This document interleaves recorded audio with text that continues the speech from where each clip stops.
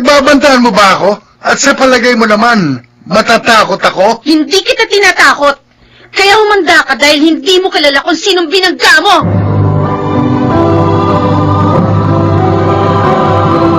Handog ng DZRH ang dulang sa kanyang panahon. Sino nga ba ang dapat sisihin kung bakit napapariwara ang isang anak? Kasalanan ba ito ng kanyang mga magulang?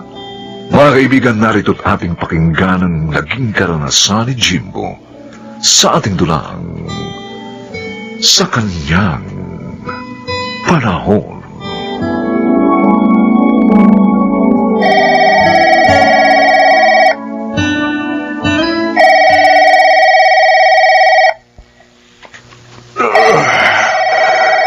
Ano ba naman yan? 10 oras ng gabi. Sa harapan ng tulog nag-iistorbo. Olivia. Uy. Sagutin mo ang telepono. Ang anak ng to. Kaya mo na lamang titigil din yan. Sagutin mo na. Andyan na sa tabi mo ang telepono eh. Bilisan mo't naririndi na ako. Kakabis ito. Hello? Hello, Ma. Andiyan ba si Papa? Jimbo? Bakit? Anong problema? Asan ka ba? Andito ako sa presinto. Malapit lang to sa atin. Ano? Santi si mga oo. Ano na naman bang katarantaduhan niyang ginawa mo? Sino yan? Si Jimbo. Akin at akong kakausap. Hello, Jimbo. Anong ginagawa mo riyan sa presinto? Nasangkot ka na naman ba sa gulo? Huwag na kayong magtanong pa. Sunduin niyo na lang ako rito. Ay, sige.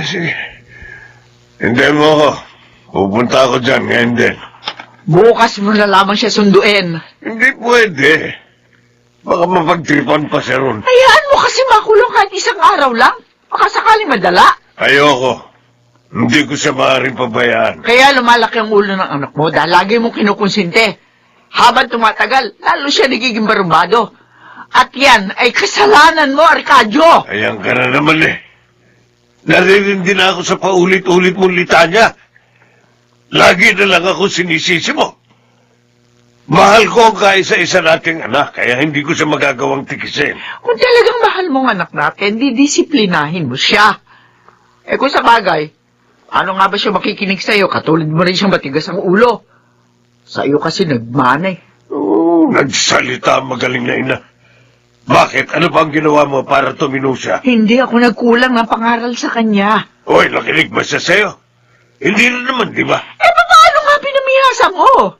Lagi mong inaareglo yung mga kaso niya. Uy, aanin ko naman ang pera natin kung hindi ko gagamitin. Ay, sige, bahala ka. At kapag hindi ka nagbago, hindi na sa presinto mo siya pupuntahan. Kung hindi sa sementeryo.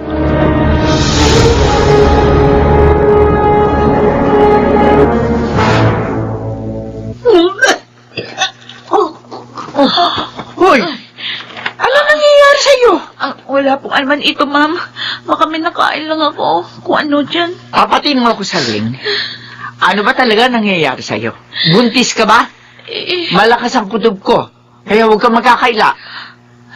O ano? Bakit hindi ka magsalita dyan? Buntis ka, no? Hindi ko naman po ito ginusto. Nasa lang niya ako. Magtatatlong buwan na po niya ako pinagsasamantalahan. Hindi naman po ako makapagsumbong kasi pinagbabantaan niya ako. Sino ba tinutukoy mo nagsasamantala sa'yo? Si Sir Jimbo po. Ano? Diyos ko naman! Malala na talagang anak kong yun!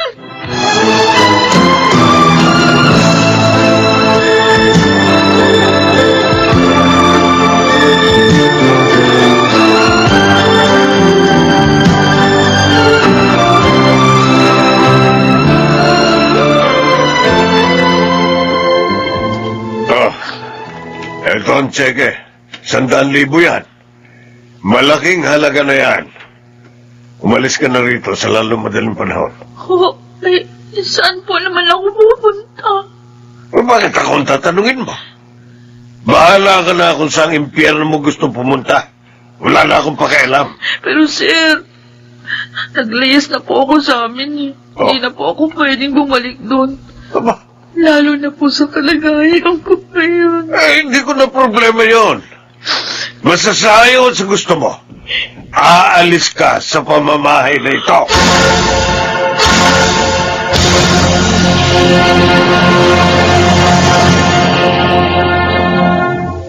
Wala ka talagang patawad, Jimbo.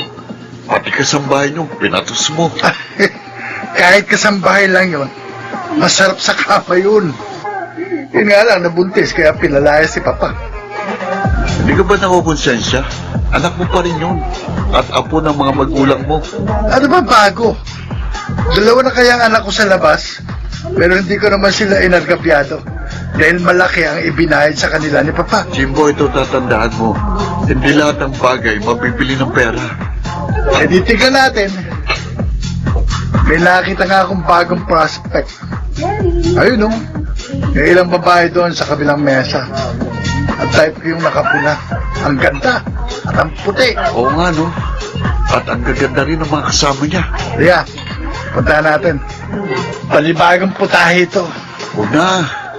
Mukhang bigatin ng isang yan, oh. Sa tingin ko, hindi mo yan kaya. Oh, para namang hindi mo ako ilala. Wala pa akong ginusto na hindi ko nakuha. Hindi ka na. Jimbo, Hi, girls. Pwede ba kaming makijoin sa inyo? Sorry, may mahalaga kaming pinag-uusapan eh. At for the girls lang to.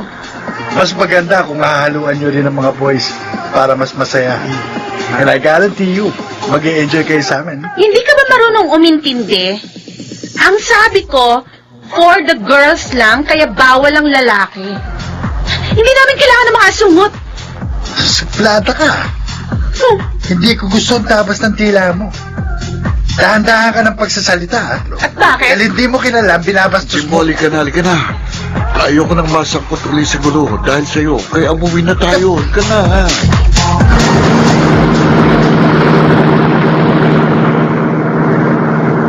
Bakit kasi inawat mo ko eh? Nasa pa ko sana babaeng yun. Wala pang taong nagpahiya sa akin ng gano'n. Eh, mas lalo naman sigurong kahiyaya kung papatol ka sa babae. Kaya kalimutan mo na yun. Hindi ko makakalimutan yung Gilbert. Kaya hindi ko rin yung mapapalagpas ng gano'n-gano'n lang. Lintik lang ang walang gabi. Mukhang may masama ka na naman binabalak, ha? Basta just wait and see.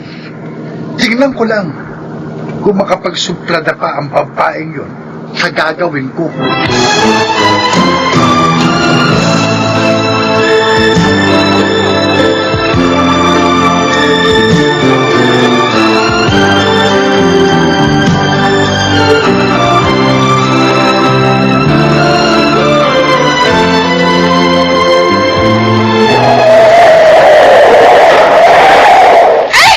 Ano ba? Bitiwan mo ako! Ah, saan ako dadalhin? Ano ba?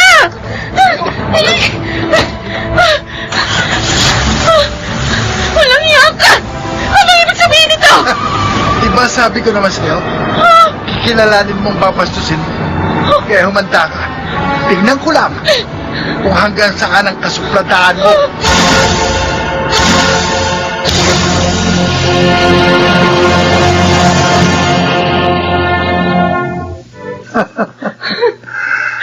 Ano ngayon ang masasabi mo? Sa palagay ko naman, hindi ka na makapagmamalaki ngayon, ha? Hayop ka! Babayaran mo ito! Sinusumpa ko! Magbabayad ka! Sure, no problem. Sanay naman ako magbayad uli. Magkano ba ang puri mo, ha? 1 milyon? 2 milyon? Sabi mo, presyo mo. Madali akong kausap. Hindi mo kayang bayaran ang aking dangal. Sisiguruhin ko sa iyong hindi mo magugustuhan ng gagawin kong paniningil. Pinagbabantaan mo ba ako? At sa palagay mo naman, matatakot ako? Hindi kita tinatakot! Kaya humanda ka dahil hindi mo kilala kung sinong pinangga mo!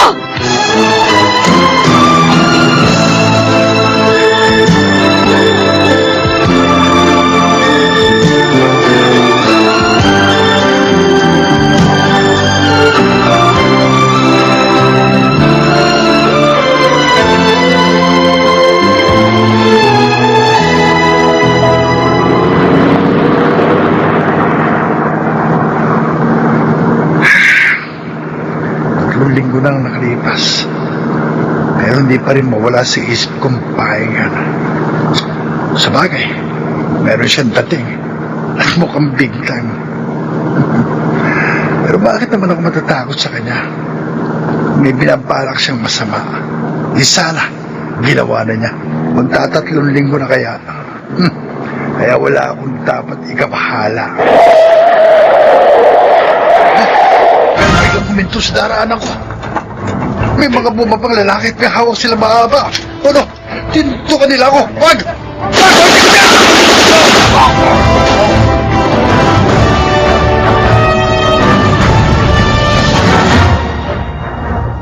Wala ka bang idea kung sino may kagagawan nun? Siya nga naman, Gilbert. Kayong dalawa lagi magkasama. Ilang beses ko na pong nakausap ang investigador dahil tinanong niya ako. At malamang pong may kinalaman ng huling babaeng inabuso niya. Well, bakit? Sino ang babaeng yun? Napag-alaman ko pong anak siya ng isang gobernador. Ay, na nga ba ang sinasabi ko? Nakahanap ng katapatang barumbado mong anak, Arcadio. Sino, Gilbert? Sinong gobernador na yon? Ipag-iiganti ko ang aking anak. Tama na, Arcadio. Tama na. Nawala na ako ng anak. Kaya hindi ko nakakayanin kung mawalan din ako ng asawa. Tama po si tita. Wala po kayong laban sa isang gobernador. Kaya ipaubayan na lang po ninyo sa batas ang kasong ito.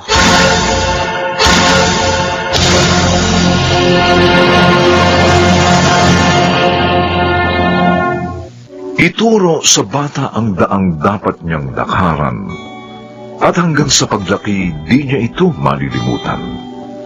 Kawikaan 22:6.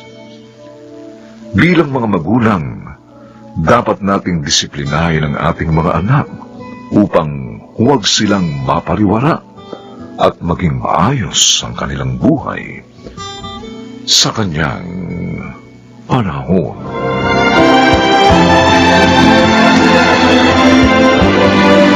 Mga nagsiganap, Lionel Benjamin, Bobby Cruz, Susan Robles, Rosana Villegas, Jeneline de la Cruz, at Phil Cruz. Special sound effects, Jerry Mutia. Technical supervision, Bong Muyar at Eric Lucero. Musical scoring, Buboy Salonga. Ang kasaysayang ito'y mula sa panulat ni Toti Sandoval. At sa pinagsamang direksyon ng inyong lingkod, June Martin Legaspi at Bobby Cruz. Sa kanyang panahon.